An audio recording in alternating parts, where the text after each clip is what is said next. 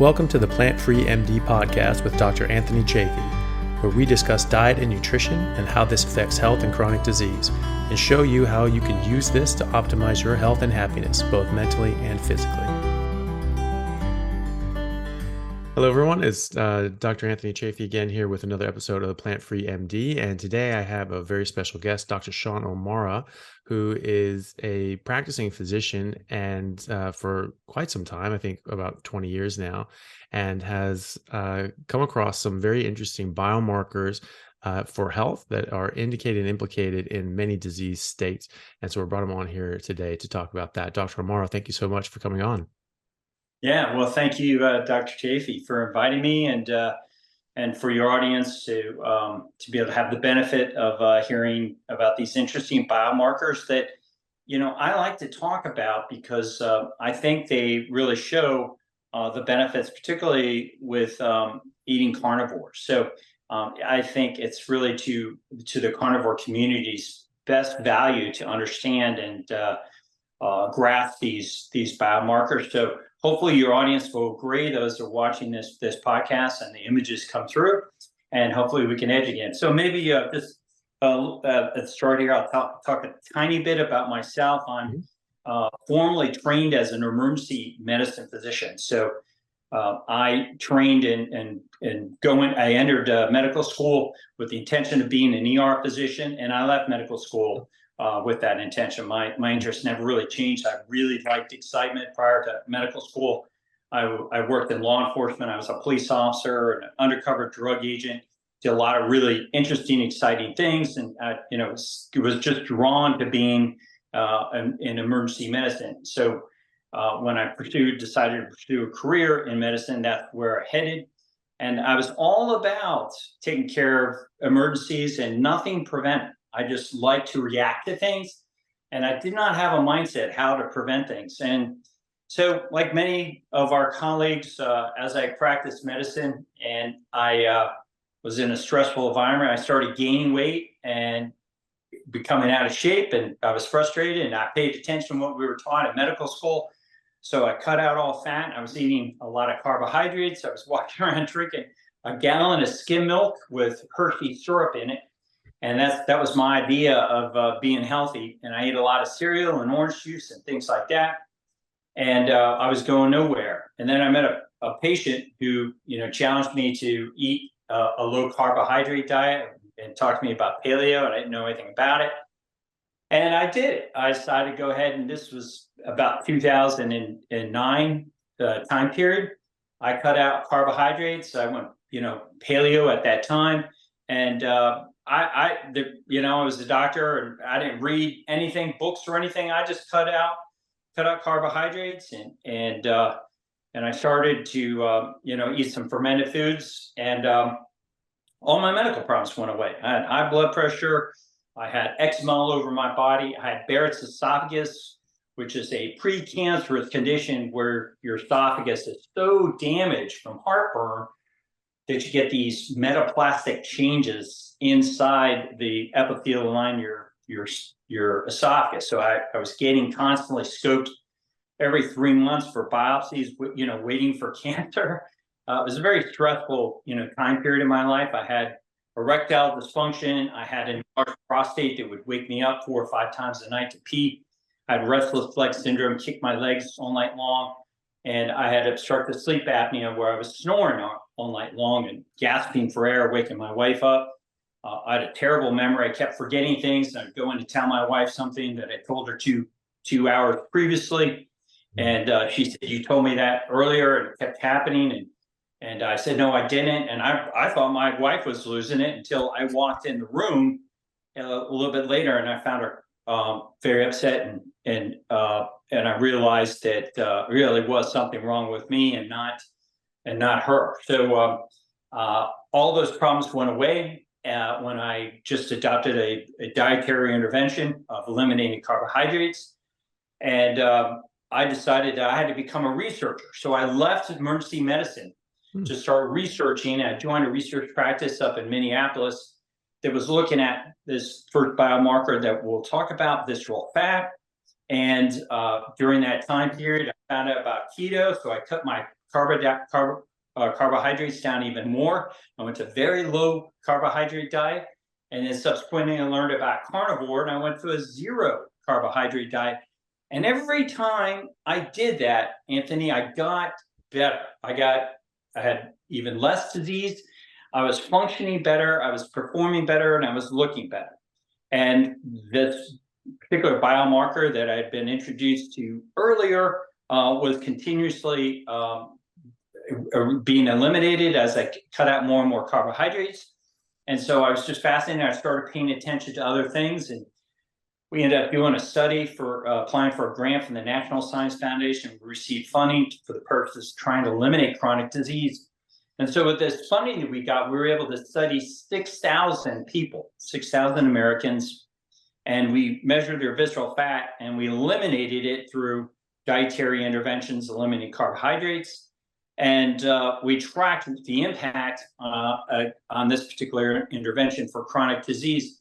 And every person's chronic disease, whatever they had, either went completely away or got better when they eliminated this visceral fat. And it was mind-boggling. Mhm. Like, it's just like I'd never seen anything like that before in all of medicine. It was like this magical panacea. And since that time, I've only become more, convinced about the benefit of this visceral fat. So what it is about visceral fat, and I want to spend a lot of time talking about the chemistry, is so inflammatory. It's not like your average fat that's mostly around people's skin, subcutaneous fat. And here, Hey guys, just want to take a second to thank our sponsor at Carnivore Bar. I don't promote many products because honestly, all you need to be healthy is to just eat meat. For those times that you're out hiking, road tripping, or stuck at work and you want a nutritious snack that is just meat, fat, and salt if you want it, the Carnivore Bar is a great option. So I like this product not because it's just pure meat, but also because I want the carnivore market to thrive as well. And the more we support meat-only products, the more meat-only products there will be available in the mainstream. So if this sounds like something you'd like to get behind, check it out using my discount code Anthony to get 10% off, which also applies to subscriptions, giving you 25% off total. All right, thanks guys. Fat.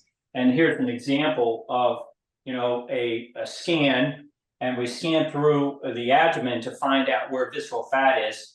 And this is the image it produces. So on an MRI, fat shows up as white. So the visceral fat is the white stuff in the middle, and we paint it red here in this graphic to help individuals quickly identify where it is in the abdomen, the center of in the body, the center of your abdomen. And most people have this layer idea about fat around their body because it's the fat that you can pinch and you can see it and you can touch it. But visceral fat you cannot see and you cannot touch because it's deep inside of you.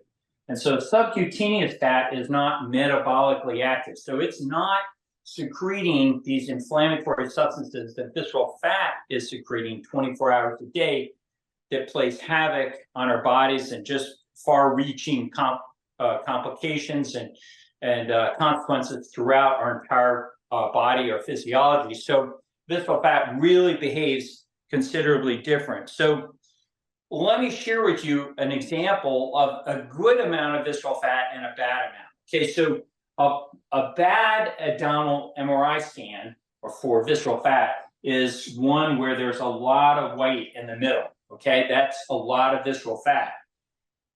In this scan, just a little bit of visceral fat is seen, and what's dark in these two images are the muscles. So muscles show up dark. These are the recti-spinae muscles, vertebral body, which you are very familiar with, and then abdominus rectus, your six-pack, and the obliques on this side.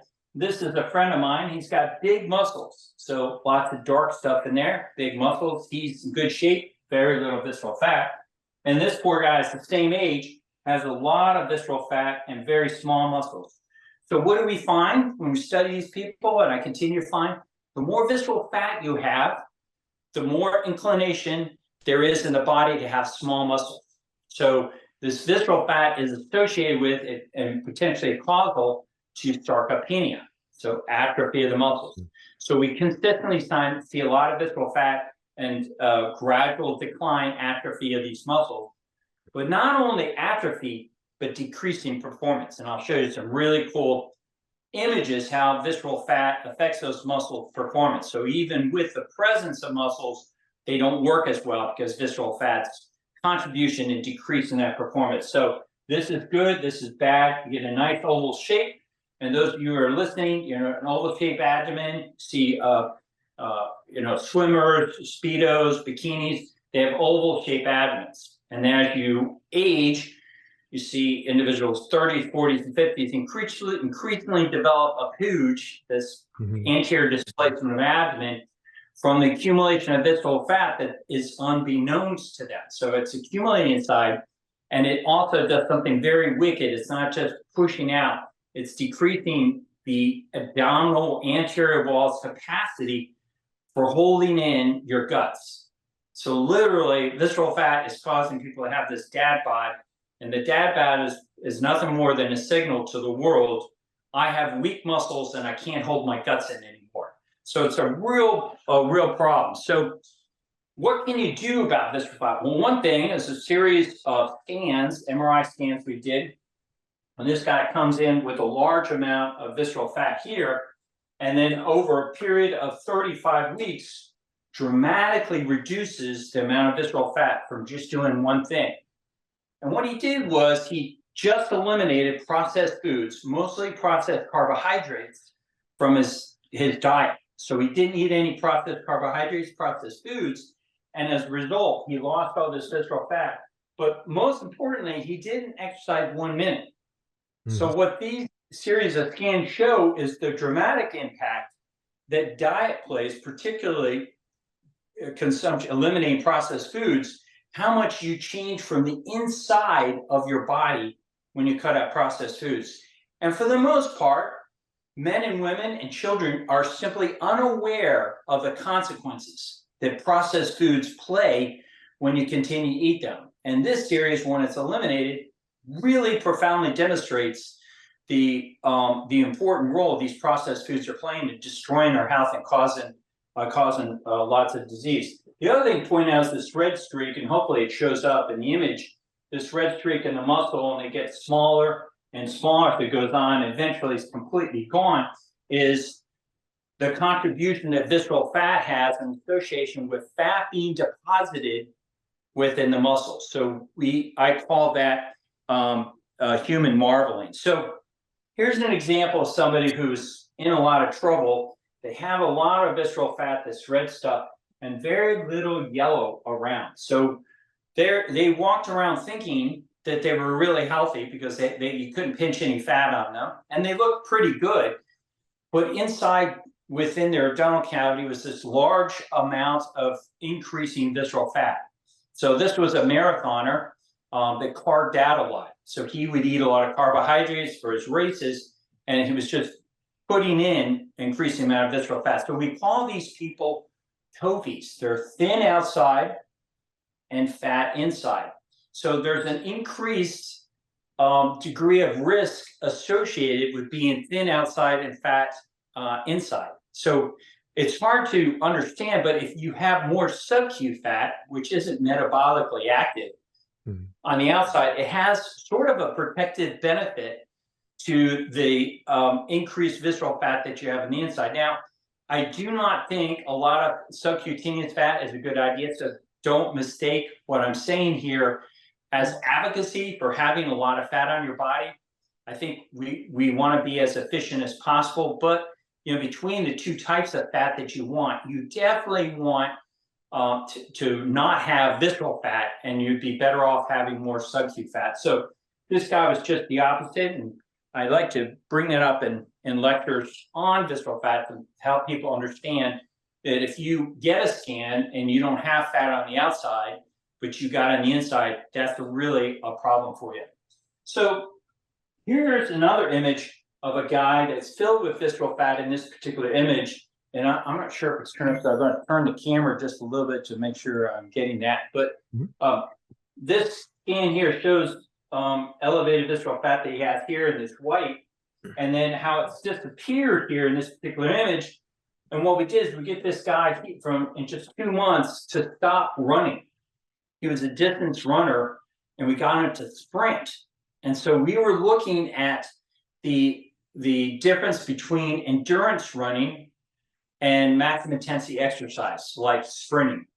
And what we found is distance running doesn't seem to cause visceral fat, and it really doesn't seem to make it go away. It seems to help in some way keep it there. So we have figured out that patients are better off not doing distance running and doing sprinting, and that they would consistently burn more of this visceral fat than if they continue to jog. So we would get patients, clients, and study subjects to do sprinting instead of distance running. They get better results. So this is just 2 months, and the only intervention he did was stop running, and he started to sprint. So I like to tell people that because we consistently would see a faster elimination of visceral fat if they made the dietary changes to cut out the carbohydrates, and also adopted a pattern of exercise where they do maximum intensity exercise, which I think is more in line with how we lived ancestrally.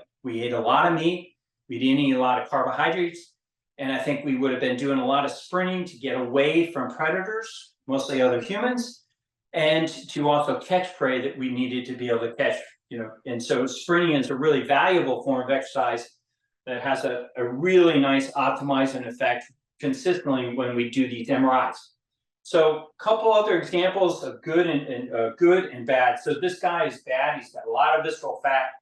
And when we scanned his legs, corresponding legs, we see these fat streaks, these white lines, kind of look like a roadmap. And that is the human marbling that I mentioned in the abdominal scan with the fat deposition, the oblique muscles.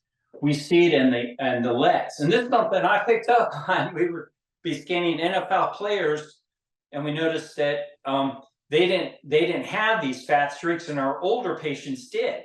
And they had less visceral fat, and the older patients had more visceral fat. So we saw this profound correlation to the amount of visceral fat you have, also correlates to the amount of these fatty infiltrates in the legs. So the technical term for it is myosteatosis, or it's also called adverse muscle composition. So the composition of the muscle becomes adverse with this infiltration of this fat, which is inflammatory, similar to visceral fat. And then we scanned people that had very little visceral fat. So look at this guy. This, Anthony, is the single best abdominal scan I've ever seen in 25 years of practice of medicine.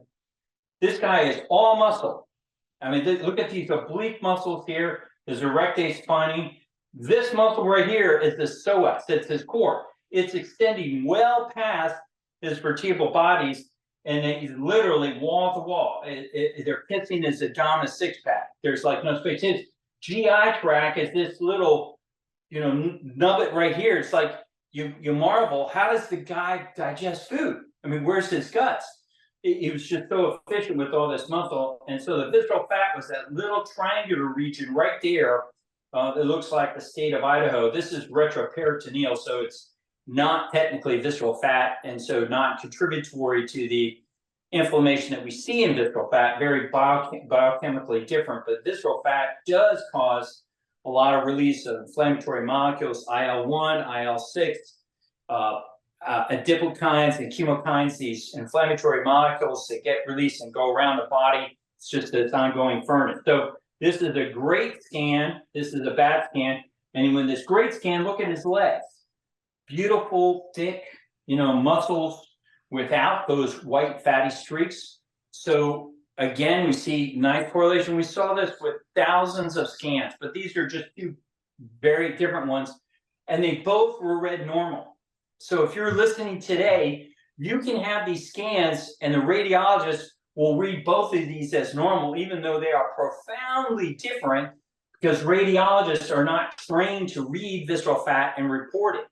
And neither are we in medical school and other professions taught about visceral fat to pick up on it. But wouldn't you like to know, if you had this amount of visceral fat, that you did, and that it was affecting your musculature, early on, to prevent that continued deposition of inflammatory fat in your abdomen and elsewhere in your body, if you were provided that as a report. So I'm hoping to promote awareness of these biomarkers within our profession and driving home the point with patients so that people start demanding the healthcare system report this so that they can be aware of it and eliminate it. So bad example and a good example. Well, let's take a look at how the good person looked. Okay, this was the guy with the best abdominal scan. Look at his nice six-pack and those huge muscles.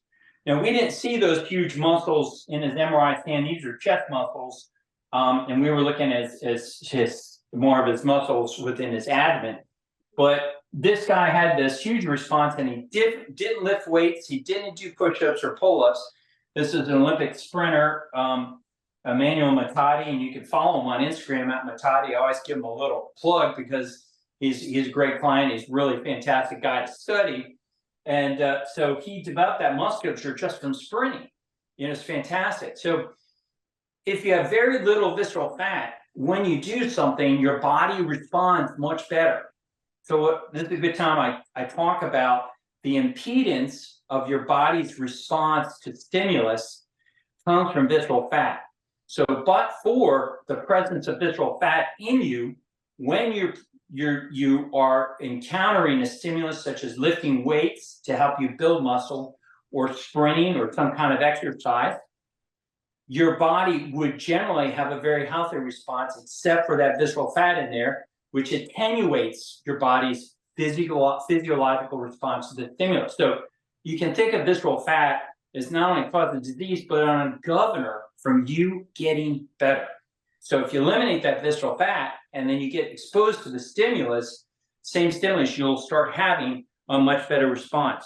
Now, the guy with the bad abdomen with all the visceral fat, he's got a dad bod, and in 5 months, working on the strategies to get rid of visceral fat, it completely changed his physique. He's now 63 in these photographs, and he ended up getting his wife pregnant. He got so healthy, eliminate visceral fat. Imagine having a child, a baby, at the age of 63. But that's what happened. That's how much he turned his health around. So human marbling, we talk about myosteatosis, an adverse muscle compartment.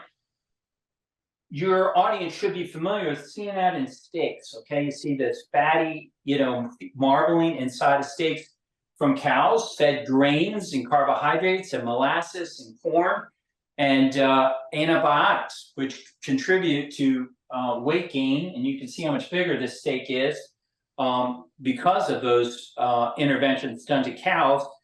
And if you give a cow a species-specific diet, which I think everybody would agree cows eat grass and not grains and carbohydrates, unless you want to get them diseased to make more money, then you get this much more leaner deposition of meat. So I am a carnivore physician that promotes 100% grass-fed.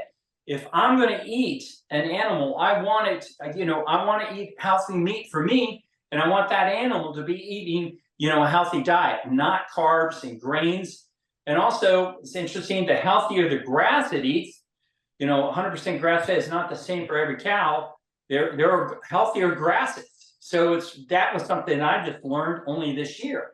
And so it makes a difference in the health of the animal, how healthy the grass or whatever it eats. So all the way down to that level.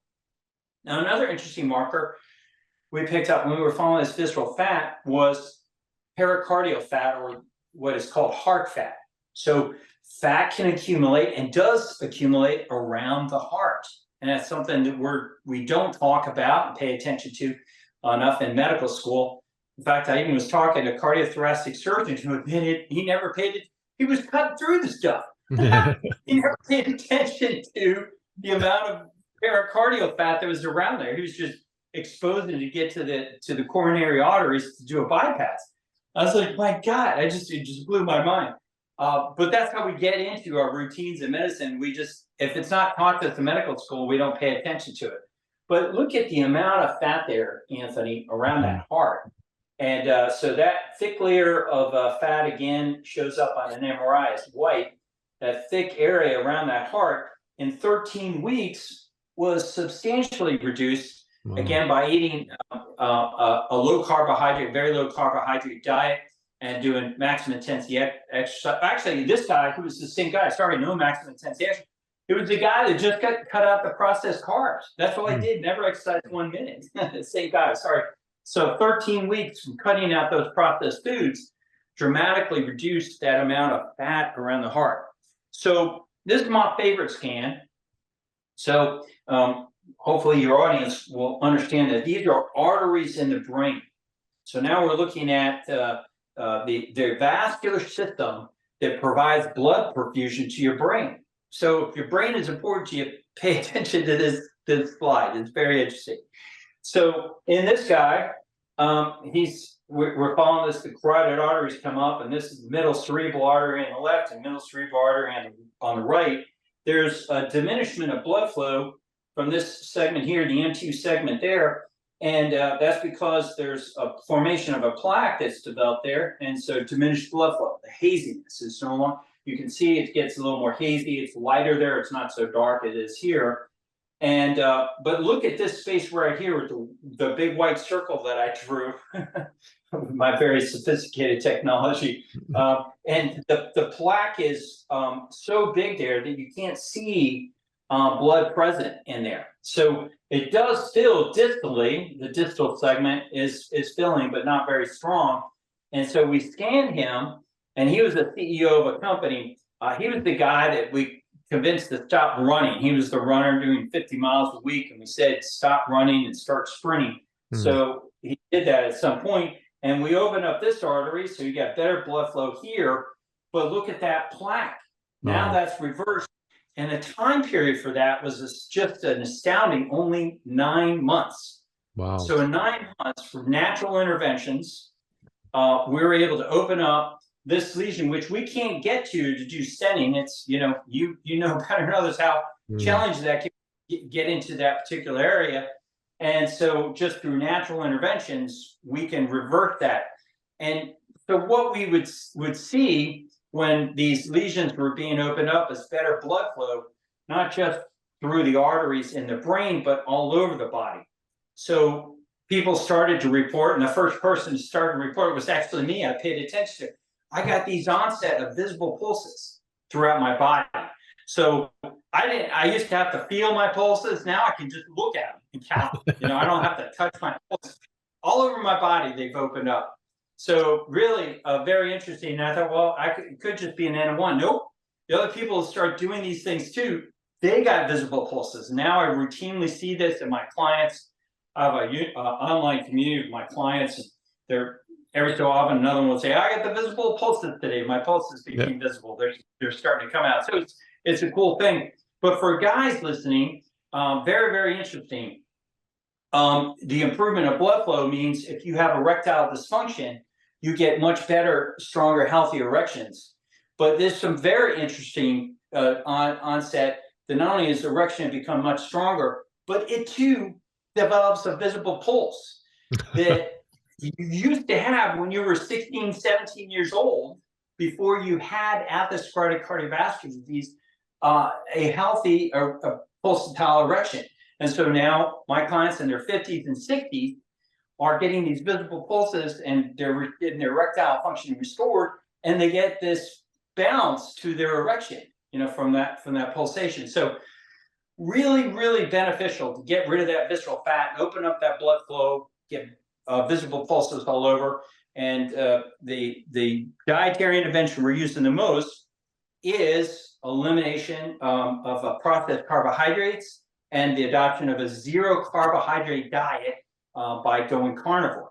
So it's not just blood flow all over and absence of visceral fat, but you also see the absence of reversal of a chronic disease. You see the improvement of people's appearance. So this was my face when I was walking around with a lot of visceral fat at age 48. And I thought I was pretty healthy. And then look at my face today. So it's almost like people don't even believe it was me. But this is the sinister effect of visceral fat over decades in eating and just destroying your health. So I like to say to young women, this is what makes you ugly when you get old. If you're worried about being ugly, old and ugly, visceral fat causes that. You can be old and beautiful, and men, you can be old and handsome and look vigorous and vital if you get rid of your visceral fat and allow your body to be restored. So my definition of health is not through numbers on cholesterol or laboratory reports. It's how you look and how you perform. So across the board in those 6,000 people, and I continue to see it today as I work with private clients, as you eliminate that visceral fat, the appearance of people improves, and so does their performance. So, they become more intelligent, their memory improves. And that's what drove us to those brain scans, actually, Anthony, is patients who were losing visceral fat kept asking, why, when I lose visceral fat, am I more intelligent? I make less mistakes, and my memory's improving. And so that's when we started scanning the brains to try to figure out what's going on. And we saw that these lesions in the brain, atherosclerotic cardiovascular lesions, were being reversed. So that the appearance and performance are key aspects for health. So this is a dad bod, and I want to, I touched on that in the beginning, and so everybody recognized that. But like a more subtle form of a dad bod is that a friend of mine who's 35 here, and he's got a little protuberance, so he's got a little small dad bod early on. And so if you have this kind of abdomen, you'll see this excursion anteriorly. So moving from the back towards the front, your belly starts pushing out as you start getting your 30s. You don't have it so much in your teenage years and your 20s. Of course, we do see now teenage and indeed pediatric patients in before they hit their teenage years with big bellies sticking out. But by and large, it's a phenomenon that happens as you age from the influence of this fat. And I'll show you what is really happening. So here's a great example. I have to jump on the hand grenade here and use myself as an example. I took this picture, which is a horrific picture. If your audience looks at that, this is not a flattering look of my image. And I think I'll move this a little bit closer just to get maybe a better representation, so you can see it a little more clear, hopefully. So what's happening is I got a bulge on my abdomen there, and I do not have any visceral fat in there. There is no visceral fat. I took a scan of myself right before that. No visceral fat. So it's not visceral fat pushing it out. It's all the decades of visceral fat, the inflammation, destroying those muscles, the abdominis rectus, the fascia that holds my guts in, and now I can't get the job done.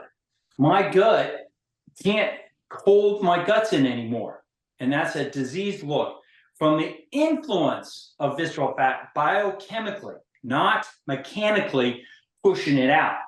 So the longer you have visceral fat as an influence in your body, the more destruction on the performance of tissues.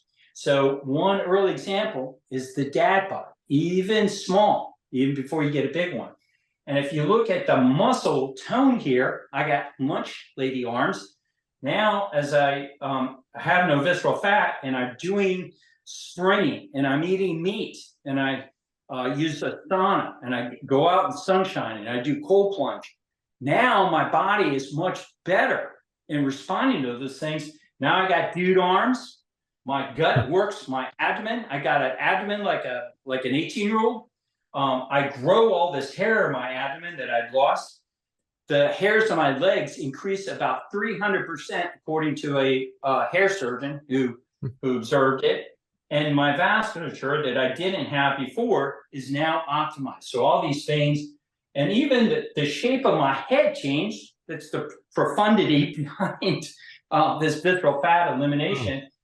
You see this S-shaped curve like this graphic over here. You see in typically like 60, 70-year-old men and women, they get this F-shaped curve.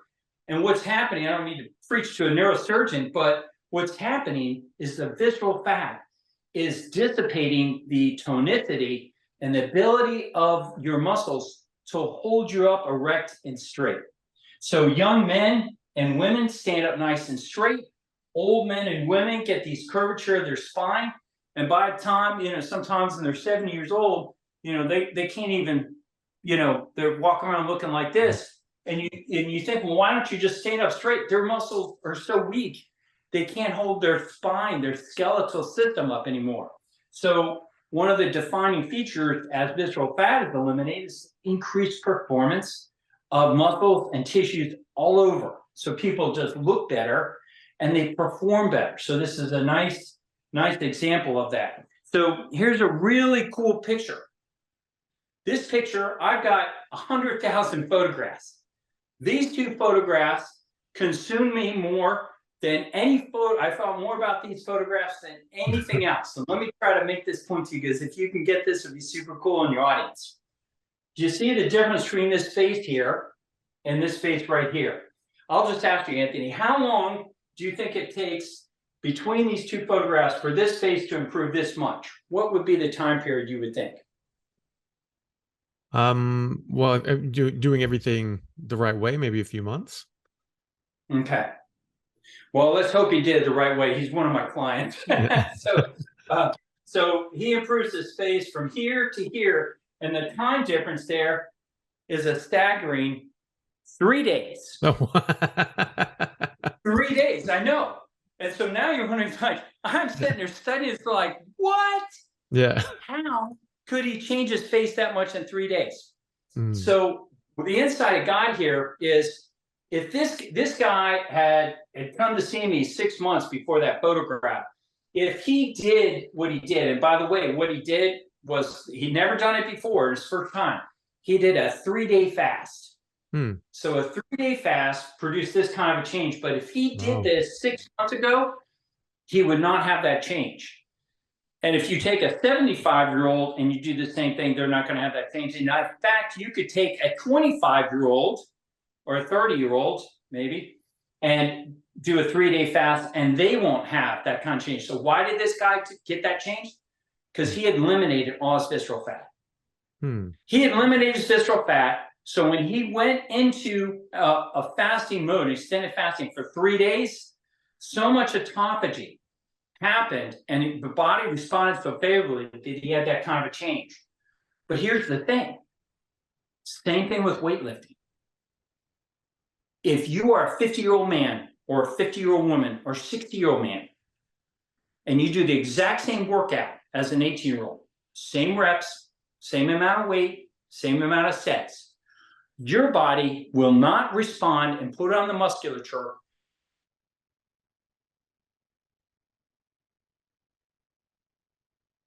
We unfortunately may have lost really reduce yourself to a younger state, and you'll have that response back. Sorry, So Dr. Morris. Sorry, you just paused there for a second. It just sort of the feed stopped on us.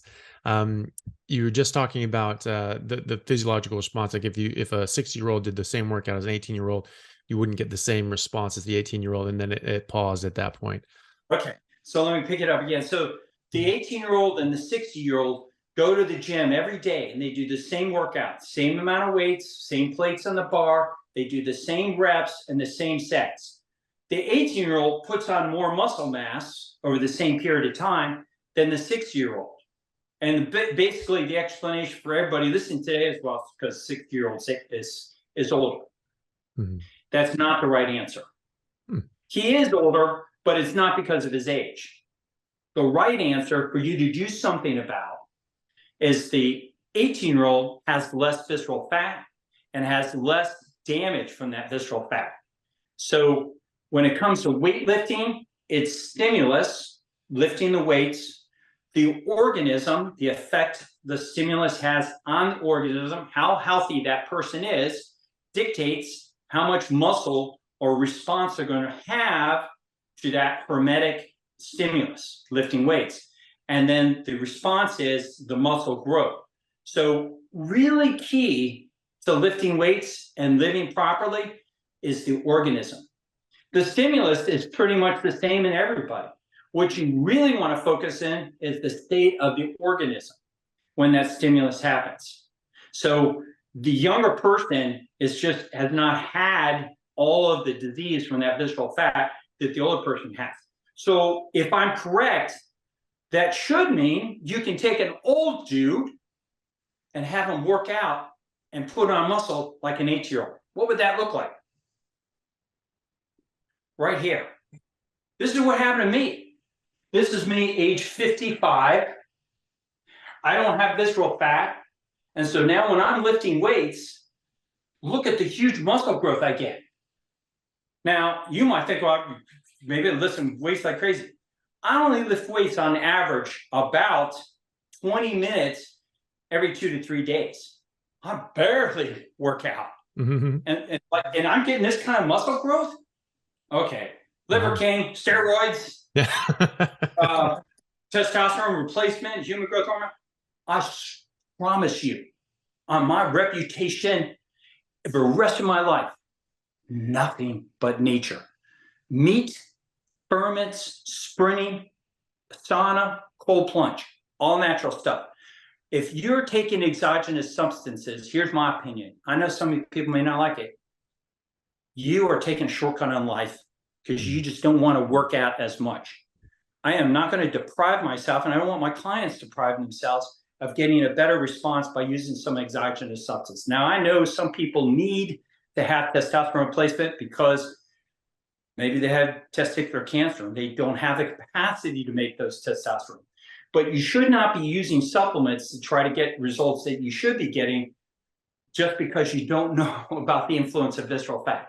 Get that out so that your body responds. So I went from a pretty scrawny 55-year-old guy, I wasn't too scrawny, to much more muscular development in these 5-year period of time from age 55 to 59. And I turned 60 in 2 days. Oh, wow. So I really think how to bring an example, an illustration of how you get rid of that visceral fat and then your body starts responding. So yeah, I think in the future we're going to see 65-year-old guys getting jacked and getting strong, and 70-year-old guys. And I'll go so far to say that in the future, your best professional athletes are going to be guys in their 60s. Why? Because we're going to, I know it's laughable, right? You're going to get rid of that visceral fat, and they're going to have decades of playing this game. Yeah. And they're just going to destroy the young guys. Mm. The only reason why we don't see now is they're all rife with visceral fat. So they get injured faster and they just don't get the same responses. But if you eliminate that visceral fat so that the stimulus is there to the body for it to improve, you're going to see old men and women, professional athletes into their 60s playing the sport, and probably even in their 70s, and playing it awesomely. And I think in the past, that's how our ancestors were. They were just killers, high performers, because they didn't have visceral fat, because they were living ancestrally a lot better. So that's it is. Here's just a real fast picture. Visceral fat, 3 months going carnivore, having ferments, elimination of that dad bod in such a short period of time, and then the MRI scans, large amount of visceral fat, and in 3 months greatly diminished heart fat, and in 3 months greatly diminished. So MRIs allow us to see these interesting biomarkers, and the strategy, again, I'm happy to report, start with eliminating carbohydrates, processed foods, eating a meat-centered diet, and then I also promote the optimization of the microbiome by eating fermented foods, but no vegetables unless they've been fermented, to eliminate the plant toxins that I think are real and are really warrant humans to consider eliminating from their diet. It may not be for everybody, but I'll tell you, as a health and performance optimizing physician who's motivated to try to increase the level of health and the performance of my clients, that's what I do. I get them to eliminate visceral fat by eating a carnivore diet with fermented foods. So anyway, those are my markers. I want to be able to share with you and hopefully get you excited about visceral fat and the contributions it can have in your own patients and your followers and your podcast. And I hope that people learn about it and go back to their doctors and start asking about it and getting this. You can pull up your old CTs if you have an old CT, and I'll just show it real quick so that people have an idea of a CT scan. It's a little different. The colors, visceral fat shows up, but instead of white, it's black. So if you've ever had an abdominal CT, you can ask to see your abdominal CT. Don't look at the report. I mean, you can look at the report for a laugh. They won't put visceral fat in there. It's the largest organ inside the body. Mm, Inside your abdominal cavity is visceral fat, and they don't even comment on it. So it's black here, and you can see it. And in your patients, if you're a physician today, you can pull it up. And if they don't have much visceral fat, and they haven't had much visceral fat for a long time, they're not going to have a lot of pathology. They'll be your healthiest patients. And the opposite, if they've had a lot of visceral fat for a long period of time, they'll be train wrecks. They'll have all the codes for all the diagnoses that they've suffered a long period of time from that out of control visceral fat. So there's a quick primer on how to read an abdominal CT for your followers. And now, honest to God, if you're listening today, you know more about visceral fat than any physician probably in your country. yeah. It's not taught in medical school, and something's going on in Australia. I've got 2 or 3 physicians now interested in visceral fat, and so I'm excited to share as an American physician these biomarkers with you guys in Australia. Awesome. Well, thank you so much for that. That was absolutely amazing. I was just thinking, about some of the things in your presentation, like that picture of yourself before and after. I legitimately did not think that that was the same person.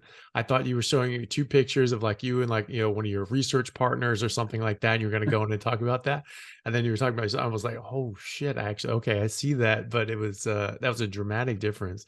Um, Yeah, and the truth is, Anthony, happens to everybody who does it. So it's not just me. All my clients change so much. In fact, I tell them, look, when they come here, they're big inflamed faces, and I say to them, "Do you want to be a model? mm, I'm going to make you." And we get rid of that visceral fat. Their faces improve, and if they're older and they improve their faces, they get hired by our modeling agency. Why? Because old people are looking inflamed and unhealthy. And we get rid of that visceral fat, you look so much better. They can all do. I get them part-time modeling jobs that's in hilarious. modeling. That's Yeah. So hilarious. it's really, everybody will improve their face and their body as they get rid of visceral fat. Yeah. Well, I mean, I certainly noticed the same myself. My face was much more puffy, as well as the rest of me being puffy. But even when I was more muscular, but before I went back to eating carnivore, I still had that puffiness in my face, unless I was like in the middle of season and I was just in like crazy good shape.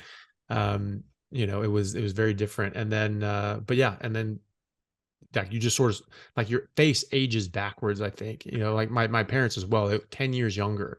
Uh, a few months into carnivore than they did, or certainly a year or so into carnivore than they did prior to that, and their health markers and their health outcomes were much different as well, much improved.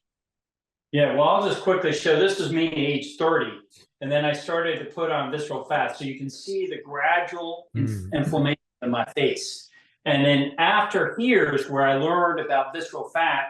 And so my face is starting to, and really what happens, like the puffiness, which you call it's the shape of the face. So if you look at a 16, 18-year-old female, they're just the shape of their face is very pretty. They're very, mean looking, and same thing, younger guys. So there's that expression, get yourself in shape, get your body in shape. Well, get your face in shape. Get rid mm. of that visceral fat, go carnivore, and your shape of your face improves. So now my face starts to dramatically improve over that period of time. So, on LinkedIn, people put their profiles, they use their old photographs. You think I'm using my old No. photograph? No way. Who's going to come to me to be healthy? I'm going to use my latest photographs. You just get better and better as you get rid of that visceral fat. Yeah. Well, I mean, seriously, like that looks, the previous one before you started this. I mean, that guy looks 20 years older than you do now, like legitimately. And like Yeah, you wouldn't think that those were the same people. It's a very dramatic difference. yeah, Yeah. yeah. And then that's waiting for you. And it's just, Yeah. it goes throughout your whole life. I mean, you sleep Mm, better, you're faster. I get 60-year-old guys out there sprinting, 60-year-old women. I had an 84-year-old client that would come over to my house and sprint. yeah. It was fantastic, in his Nice. 80s, and he just kept getting better. So yeah, this just keeps continue to improve people's lives. Their quality of lives improve as you get rid of that visceral fat. And it's happening. If you go carnivore, you're losing visceral fat. Mhm. But the benefit is if you do a scan, you get to focus in on that, and then you can find out you can do some other things like maximum intensity exercise, Yeah. doing sauna, cold shower, and then sunshine. With the onset and advent of visible pulses, I walk outside in the sun now, and Mhm. I see dramatic improvement in front of my eyes to the magnitude of my pulse. So Mhm. I get that feedback visually that the sun on my body is good because the blood flow is improving. Mhm. Now, I think back of all those dermatologists and those professors in med school that tell you sun is dangerous and tan is damaged skin and stuff like that. And they would have you put on sunscreen, and then I don't get my beautiful nitric oxide immediately being released because you're covering up and putting sunscreen. Get yourself healthy so your body, which is perfectly adapted to sunshine. We are genetically Mhm. designed from 4 million years of existence walking this planet to be exposed to meat and to sunshine. And so, I think in a short period of time, they're going to have, start telling us they got to convince we can't eat meat, we can't go in the sunshine, and for God's sake, stay away from water. Yeah, yeah. That'll be the next thing. They'll tell us to stay away, and we're supposed to drink this fake drink, Yeah, no yeah. longer water. So the sunshine is good. Natural things that we're adapted to, I think, are good. And the healthier your body is, the better you respond to these things. So don't go avoiding them. Fix what's wrong in your body. Mm. Start eating a healthy diet, and you'll have a much better response and a much better quality of life. Yeah. I mean, that's the thing. We're not troglodytes, we didn't evolve underground and, burrowing around in tunnels like a mole. We're terrestrial beings. We're out there supposed to be out there, on the surface of the earth and, sleep in caves or something like that, but not spend our whole lives in there, And so like, how can we not be, used to being in the sun or at least not damaged by it severely. And if you are getting damaged by it, something else is going wrong in a grander scheme with your health, I think. Yeah. Well, one of the things I notice in my clients as they eliminate visceral fat, they do much better. They get, no sunburn. They tolerate the sun much better. And, kind of interesting. I used to have a birthmark that I always had above my right areola. And somehow getting rid of visceral fat, that daggone thing disappeared. I mean, a birthmark? Yeah, yeah.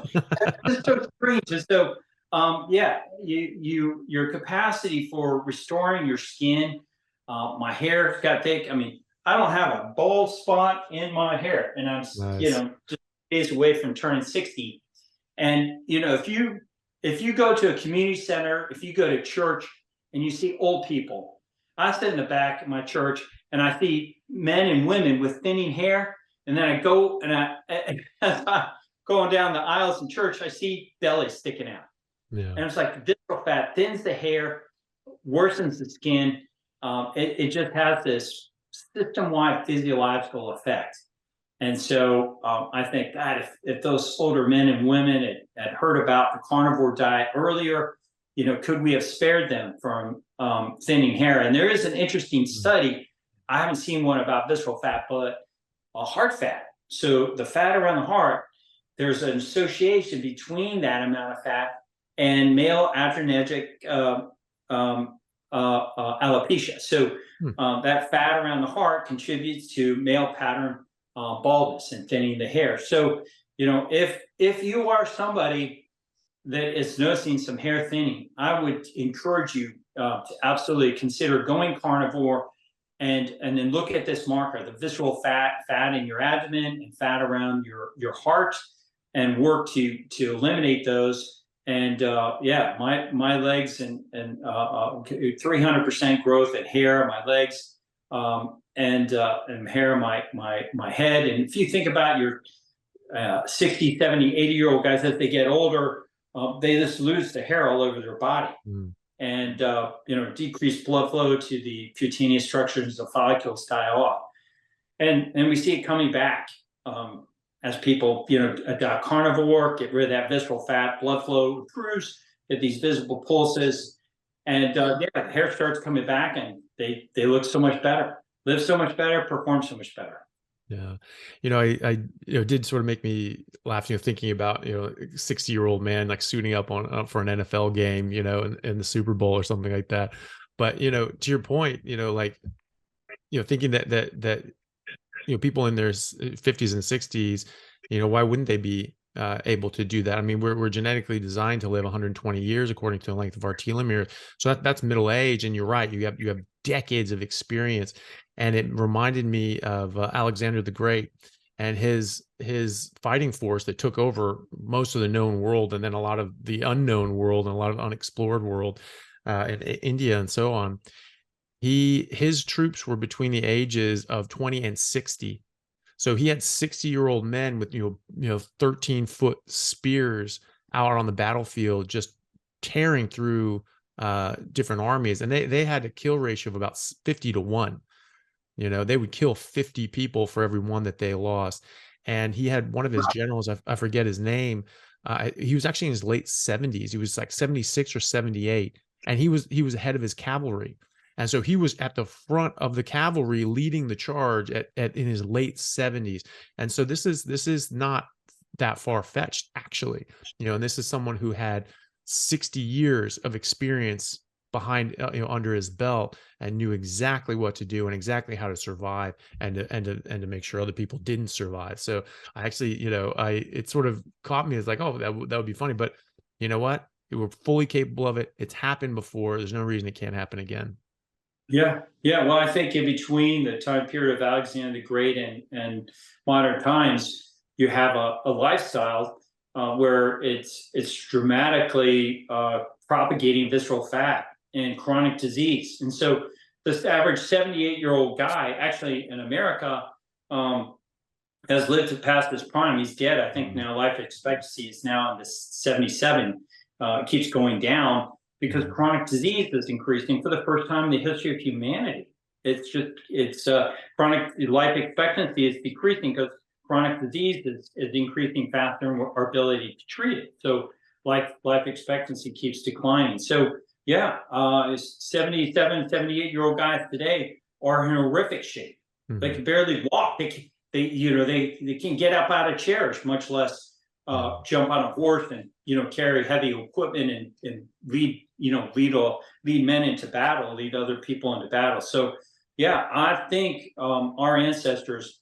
I tell my clients, if we could, Anthony, teleport ourselves back 50,000 years to when we were much healthier, people would look at you and me and run for the hills because they'd be Mhm. like, man, these people are really screwed up. These Mhm. guys got some bad juju. They're very diseased because compared to our ancestors back then, they were much healthier. They would have had, much better performing muscles, a higher, a much lower incidence of disease in their body and we walk around tolerating disease because it's the norm. It's just what's modeled to us. Obesity, diabetes, irritable bowel, inflammatory bowel. It's just it's part of the course, and it should Mhm. be. If you're listening today, listen. We have the capacity to live to be 120, and you should. And so I would submit to you with the correct knowledge about your lifestyle. And we didn't look at visceral fat for 4 million years to MRI scans for sure. So what did our ancestors look at if they didn't have visceral fat to look at? Well, there were other things on the skin and on your body. One, I talked about just the contour of the abdomen. So when you were 20 years old, that 60-year-old, 60, 70-year-old chief of your clan, if he or she detected the smallest anterior displacement, they were on your butt about what Mhm. it is. You're eating too many figs, too many dates, you're Mhm. hanging out the campfire too long, and you're not out hunting, you're not out sprinting, you're not eating enough healthy meat or something. You got to change your lifestyle. So they would not have had this air of permissibility that anything goes. They would have been, nipping that in the bud. So the shape and the performance of the muscles, and then telangiectasias. I didn't do an example of it, but telangiectasias are just spider veins. And a really good example you can use just eyelids. The eyelid oftentimes, because thin skin reveals these spider veins or telangiectasias, and through adopting meat-based diet and sprinting, high intensity exercise, resolution of those diseased vessels that a lot of women have on their legs and are running to vein clinics to get injected or get stripped. Inject yourself with meat. Get rid of those plants. Open up your vasculature, improve your cardiovasculature, and that venous stasis that you see manifest in these spider veins reverse. And nail beds. Nail beds are dusky and purple and gross looking, onychomycosis, thickening of the nails. The Chinese physicians have an expression that we die from our feet first. So, I see real disease nails and fingernails and toenail as people adopt the carnivore diet and these other strategies that I share with my clients to optimize their health. Their nail beds turn nice and pink. And if you look at a kid that's like 1, 2, 3 years old, they have these really red fingernails, real red toenails, and real red, beautiful lips. From the perfusion, the ultimate perfusion of that tissue, it almost looks like they have lipstick on, these young kids.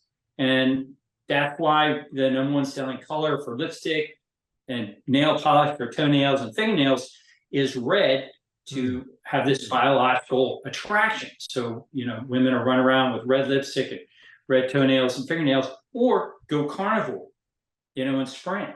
Use the sauna, do these things, go out and get sun, and improve the appearance of your toenails. And so that's in my opinion the answer to how our ancestors who did not have an MRI machine, they saw the consequences of visceral fat is the presence of disease that was manifesting. But today I talk about it because the visceral fat is dramatic and something you can go out and get a scan and quickly follow, and you'll see all these other things for improving your body. Nice. Yeah. And, just think about it, back about myself, I was 38 when I came back to a carnivore diet, something I had done for 5 years in my early 20s. Just by happenstance, I learned how toxic plants were and all the carcinogenic nature of them. And so I was like, well, I'm not eating those. And I didn't want to anyway, but it was a good excuse to get away from them completely. And, that was a period of my life that I had never felt better. I'd never been in better shape. And you think, well, it's your early 20s, but when I was 25 and I just started slipping off of that, it was a dramatic difference. And I remember thinking, like, why don't I feel how I normally do? Why don't I feel as superhuman amazing as I normally do? And I didn't figure it out until I was 38. And when that was it. That was when I stopped eating a strict no plant diet and just started, like, a little bit of things started slipping in. And then it progressed on from there. But at 38, when I went back to a carnivore diet, and just cut out plants. And it was really only 2 weeks. I still had visceral fat even at that point. I'm sure. Well, actually, I wasn't eating too many carbs, but anyway, I was overweight. But after a couple weeks of this, I felt so much better, physically in myself, that I went back out and started playing high level rugby again with my team in Seattle that had just gone professional, and I was able to keep up with everyone. And after 2 weeks, just 2 weeks of training, I'd just come back from Bangladesh and had been doing humanitarian work there, and so I had no training while I was there.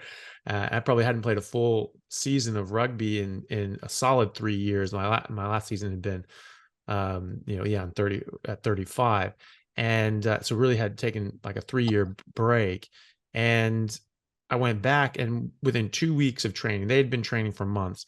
We did a fitness test called the modified bleep test, which is awful. It's an awful test, but it's but it's a lot of sprinting, and you sprint to a line, and you have basically a time limit to get to each line, and you have like a couple seconds rest, and you do it again, and it starts off slow, and it gets faster and faster and faster and faster until you can't make it anymore, and you tap out, or you just don't make the line.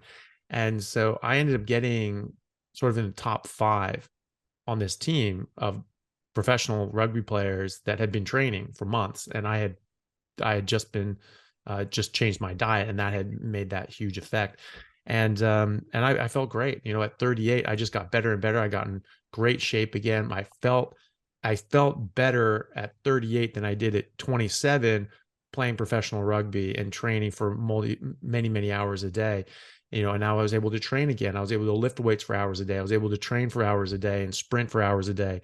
and I was, and I felt great, and I had 20 years of experience, and so I knew what I was doing, and I started playing high level rugby again. Unfortunately, I had issues with my knee, and I wasn't able to finish the season, but I felt amazing, and it was just it sucked because I felt so great, and I was like, this stupid knee just keeps swelling up, and I had to get it scoped. Unfortunately, I had like loose cartilage, but physically I felt absolutely amazing, and it's just just speaks to what you're talking about, that this our natural state of health is one of health, and we're holding ourselves back by what we're eating and how we're living our lives, and it doesn't have to be that way. It's very easy changes. Well, it may not be easy, but it's simple.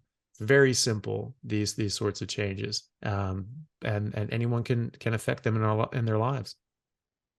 Well, I think that's part of your ability to be an effective influencer in this realm is that you have lived through those experiences. Dr. Mhm, Chafee, where you've experienced twice, the carnivore effect and those carbohydrates in between, and so you have this this corroboration of how much it improved you when you went carnivore and you cleaned up your diet. So, and that is really my case too. And so it compels me. mhm, I my heart pines to want to share this with other people and let them become aware, because otherwise it's not going to be shared. The system doesn't get this out there, and they would have you believe that the only options available to you for you to improve is to have some sort of orthopedic surgical procedure or knee replacement or medications, something in the conventional health space. And that's not to say that those don't have a role and have some potential need, but we need to be talking about lifestyle and getting people earlier exposed to that to prevent those kind of problems from happening in the first place. So I'd like to see practice of medicine that's made up of neurosurgeons and orthopedic surgeons and ER doctors that function in an emergency kind of a situation. mhm, But the rest of us, we're all working to prevent disease, getting people healthy through promotion of lifestyle factors, appropriate diet to be eating, and how to be living your life.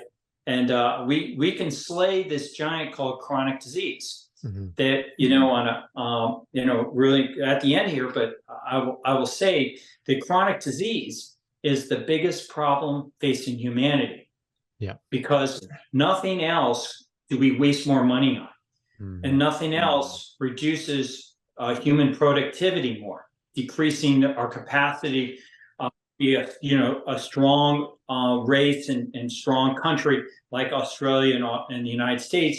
Commerce is reduced because of, the ability of employees to work is workload productivity is declined and limited by chronic disease, and nothing else destroys more lives, more mhm, quality of life, how people live, than chronic disease, and nothing else kills more people than chronic disease. So if you want to work on the biggest problem and you want to solve that, it's chronic disease.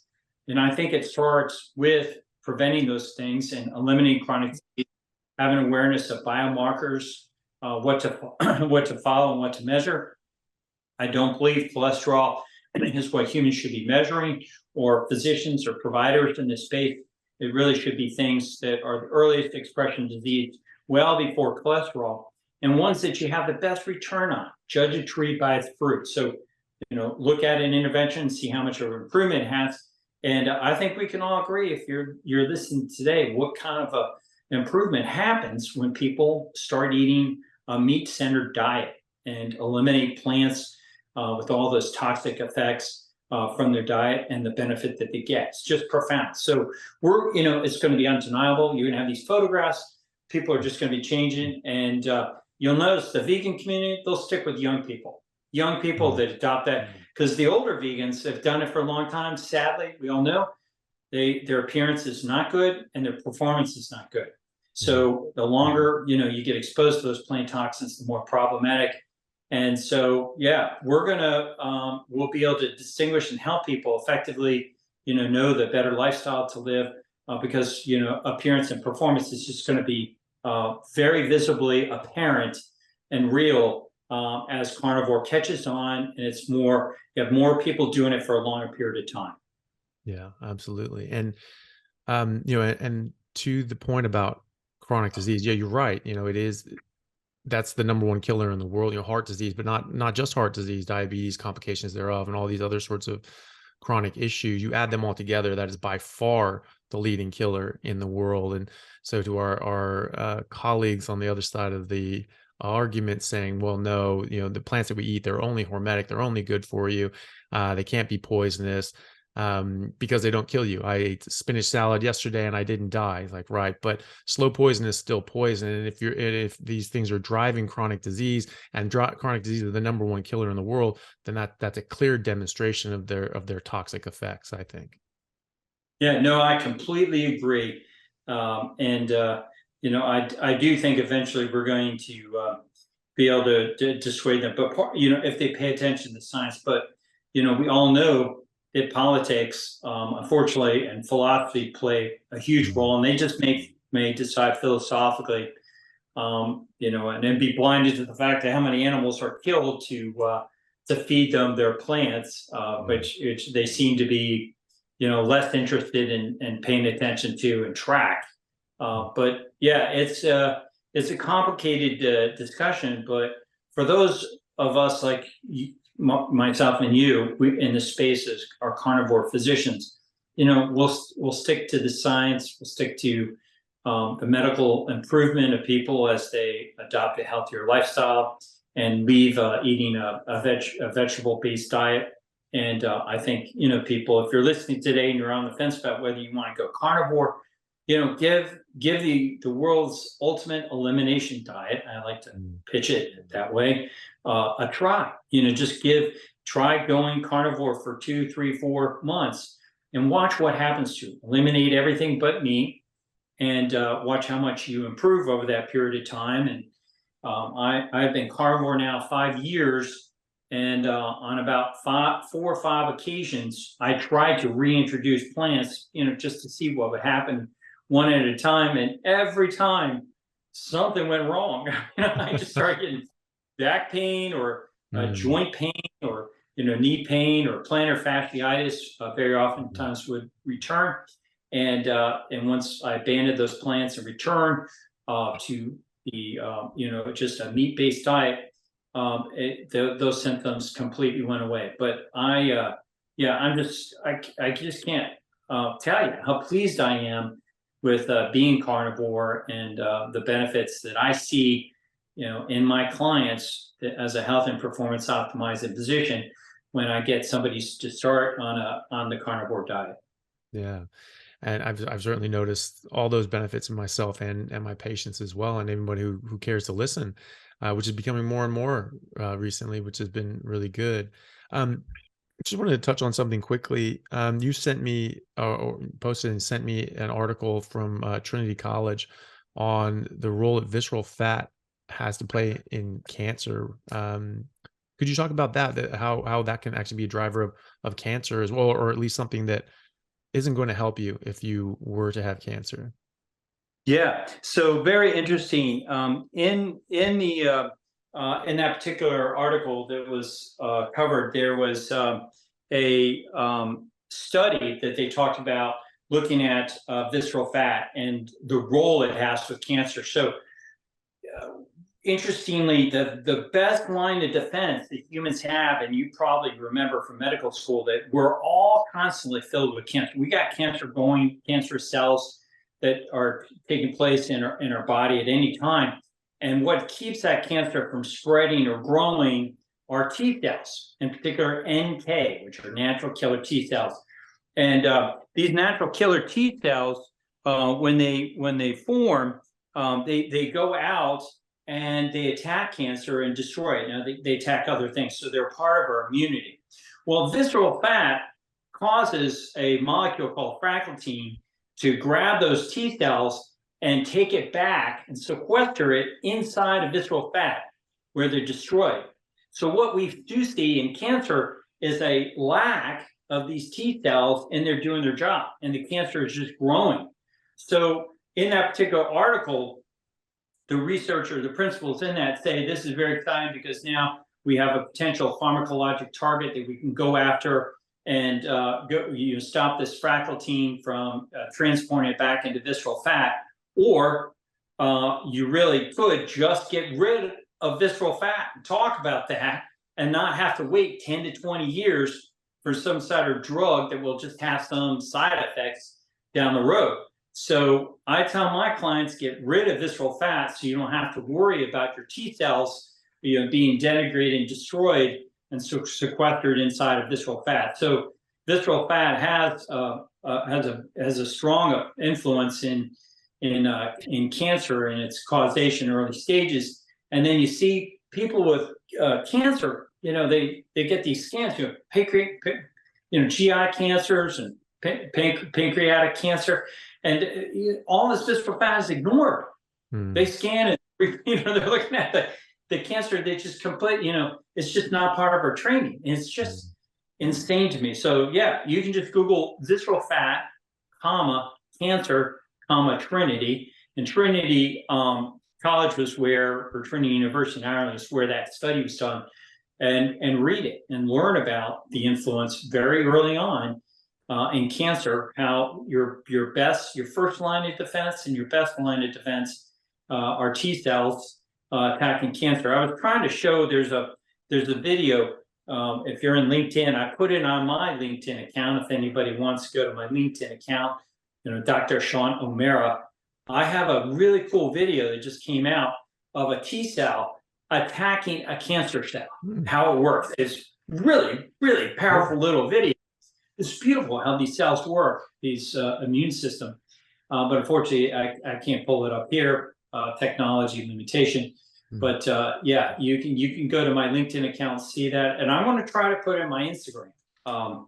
Let's see if I can figure out, maybe put it on my YouTube. I also have a YouTube channel, so you can see that video, the beautiful T cell attacking and destroying a cancer cell. It's really, really interesting. So your bodies are just magnificent, beautiful things. I work with clients who understand their bodies are their most important physical asset, and then I help them optimize that. I think it's a beautiful insight for anybody that is listening today to understand just the majesty behind your body and how wonderful it is, and how if you eat better, you can preserve the health of your body so much better and for so much longer. And then on top of diet, I advocate lifestyle like sprinting and getting sunshine and using a sauna and cold plunging or cold showers. It's basically a natural hormetic effect to optimize those bodies. And I think if we live better, we're going to see a lot less cancer. Yeah, awesome. Funny enough, I actually played rugby for Trinity when I was over there. Oh, did you? Yeah, I did. Yeah, so it's I was playing rugby professionally over in England, and my coach on the sort of junior national team, all American rugby team, when we toured to New Zealand, was a guy named Tony Smith, who's the head coach at Trinity College and in Dublin. And so I was over there sort of just visiting him, and I just, was having a great time. It was during their economic boom before the real estate crash really hit Ireland hard, but it was amazing before that, and they had like Microsoft there, Google ended up there, Facebook has their Celtic Tiger. the Celtic Tiger, that's it. And so, all these like big tech companies were there, biotech companies were there. So everybody from Europe was going there because that's where the jobs were. And it was great. And I was having an amazing time. And I was playing, I just sort of was practicing and playing a bit with Trinity. And some of the guys there found out that I was planning to go to medical school. And they said, well, why don't you come here? We've got, great medical school, great rugby team, and things called the Hospitals Cup. It's the oldest rugby tournament in the world. It's very prestigious. Like it's this it's a platinum trophy that it's like worth over like $500,000, or it is insured anyway, for over $500,000. And Wow. I was just having such a great time. I was like, yeah, that sounds great. And I had a sort of an informal interview with their head of anatomy and physiology. We really hit it off. Professor Moira O'Brien, she's a very nice lady. And she was just like, I really want you to come to school here. And I was just like, well, still got like 1 year left. I've just sort of, to put that on hold well, I really only had 2 classes left to take. And then, I wanted to come back after that because it was easier to come as a postgraduate. You'd skip a couple of years because they were straight out of high school program, and you'd skip sort of the Yeah. first sort of foundation years. And so I was like, well, I'll finish this sort of stuff, then I'll come back. But then I ended up just continuing on with rugby. But when it was time to go to medical school, I still always had that in my head, like that's where I want to go. And so I ended up applying over there, but they then didn't have that system where if you had a degree, you could skip the first couple of years. You had to do like the whole 5-year program. But then the Royal College of Surgeons in Dublin as well, they had a postgraduate program just like in America, like an MD program in America, and also it's just like the name, like the Royal College of Surgeons. I was like, well, that's badass, Yeah, I that like that sounds name over great. there too. Yeah. And so I ended up going to the College of Surgeons, but continuing to play rugby for Trinity, which did not make my professors happy. They were like, "You're playing for Trinity." I was like, "Look, I'll play here too. Like it's different leagues, it's totally separate, you know." And so I ended up playing for 3 teams during medical school. So I played for Trinity, which was in the top league in Ireland, in the All Ireland 1A. I played for RCSI, Royal College of Surgeons, but that was in a very, very, lower league. And then in the Hospitals Cup tournament, and that was great. And I was actually captain of our team for 2 years, which was, I don't think that they had other Americans be captain, so that was a pretty big honor to have that. But I had a great time. Trinity's awesome. I had obviously a lot of friends that went to Trinity that I played rugby with. It's a gorgeous campus. It was built in like the 1500s. Still looks Yeah, the it is same. beautiful. Yeah. I've been over there, but traveled in Dublin, and Mm. I wanted to do an internship, in Mm. college at Trinity. I was a Penn Oh, State student, but nice. unfortunately, I would have had to come back and do an extra year in college at Penn State. I couldn't do my last year at Trinity, Um, which seems like such a silly rule. mm. You had to do your last year to graduate at Penn State, so I didn't get to go to Trinity, but it's a beautiful college. But boy, all your sports, you got an alpha personality. And so at my health and performance, practice, we're very attracted to people with alpha personalities because they just have a drive about them and they want to get healthy. So we work, we like to work with alphas because they just will cut out the nonsense. They'll get up and hunt, and they'll look at somebody that's performing really well. They'll study them and do it. So Mm. they're the best clients to work with because we show them what they got to do, and as long as they understand it, they just do it. When I worked with others that weren't like non-alphas, like people and well, actually there were a lot of the military. We couldn't get them to stop, doing things like eating muffins and ice cream and drinking beer and pizza. We couldn't get that level of cooperation that we could get in the alpha, who he or she, they just wanted to be the best version of themselves possible. Mm. So I just listening to your story, I'm like, this guy is a badass. He's an alpha. That's how he's ended up doing what he's doing and being the influencer that you are. It's really, part of your archetypal architecture. You just have that alpha personality. And so, yeah, I see great things for you. You're still so young. Imagine, Anthony Chafee, when you're, my age, 60. You're just going to be fantastic. So, dude, don't depart from carnivore. Don't settle back, Mm. go back into another swing back into there. Just keep improving and optimizing, and you're just going to be a marvelous spokesperson for us, for the carnivore diet and carnivore community. Oh, well, thank you very much. I certainly hope I can keep it up and keep up, um, you know, helping people. I mean, that's been the main thing. It's been really encouraging, getting messages from people about the benefits that they've had. And there's people that aren't having the best time with it, and they ask for help, and I try to help them too.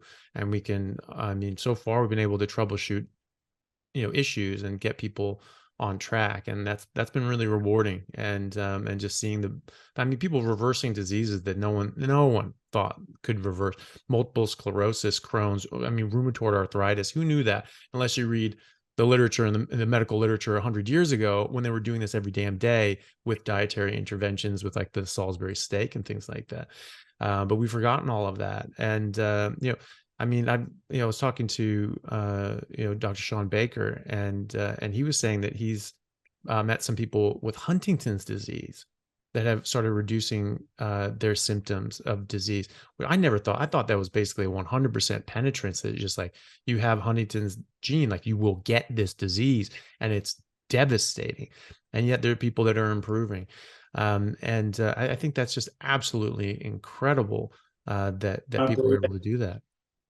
Yeah, well, I'm excited about tracking the disease, and I have a client with MS who's Mhm, now asymptomatic, and not only that, but mhm. their lesions are reversing on their Yeah. MRIs.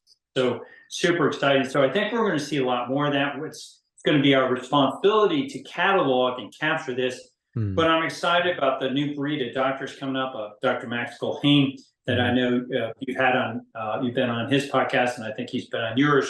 mhm. So Dr. Colhane is doing a good job. He's a young physician, and I'm just excited to see other physician providers stepping up and learning more and more increasingly about the carnivore way of life, and dietary and lifestyle interventions. And Dr. Colhane's very interested in visceral fat too. So Mhm. yeah, I'm just really excited about the future. It's a really exciting time to be alive. I'm more excited 25 years after medical school than I was going in when I had my bright eyes and Mhm. just taking my Hippocratic oath. This is way more exciting what we're involved in at this point in our careers. Mhm. Um, the awareness and knowledge that we're getting. So yeah, shout out to Sean Baker. He's done a great job. Sean's had me on a couple times on his podcast. Um, he's done a great job promoting Yeah, carnivore, absolutely. and Dr. Saladino. There's so many great contributors to this particular space, but I'm excited for the new leaderships, the new leaders. And heck, if we keep eating meat, we're gonna be right up there when we're 100 years old, Anthony. Mhm. We'll just keep Mhm. doing this and contributing. So I think our community is actually going to grow. Yeah. While some of those that are espousing different lifestyles and different dietary, I think their community will be dwindling. So yeah, super bullish and optimistic about the future. Yeah, absolutely. Me too. So, Dr. Amara, thank you so much for coming on. I really appreciate it. It's been an absolute pleasure, and very educational for myself and hopefully for everyone else watching. How can people find you and follow you, and get in contact with you if they need to? Sure. So I'm on Instagram and Twitter under at DRSEANOMARA. So just my name at Dr. Sean O'Mara for Twitter and Instagram. And I'm on YouTube under just Dr. Sean O'Mara. You can find me on YouTube, and I have some nice videos about what I do. And then I have my own website for people that might be interested in working with a physician that's a health and performance optimizing physician, and particularly if you're an alpha. So if you're a badass and want to be even better badass, look me up on my website. And my website is just my name, www.drseanomara.com. And I have some cool videos on there and MRI, some of the things and images that I showed here today. And you can go there and click on, find out more information about potentially working with me one-on-one. I can't work with everybody, so I'm the only health and performance optimized physician in the world, so I'm kind of selective about who I work with. But I gave you a big hint. If you're an alpha and you really want to get better, then I'd like to work with you because I study how you're doing that so I can share with other people. Perfect. We'll put all that up in the description notes, and people can hopefully go and find you there, and see more of your great work. Dr. O'Mara, thank you so much for coming on. It's been an absolute pleasure. Yeah, well, thank you, Dr. Chafee. I really appreciate the opportunity to be on your show and be with you. And I look forward to working with you and collaborating more in this exciting space. Absolutely. So do I. Great.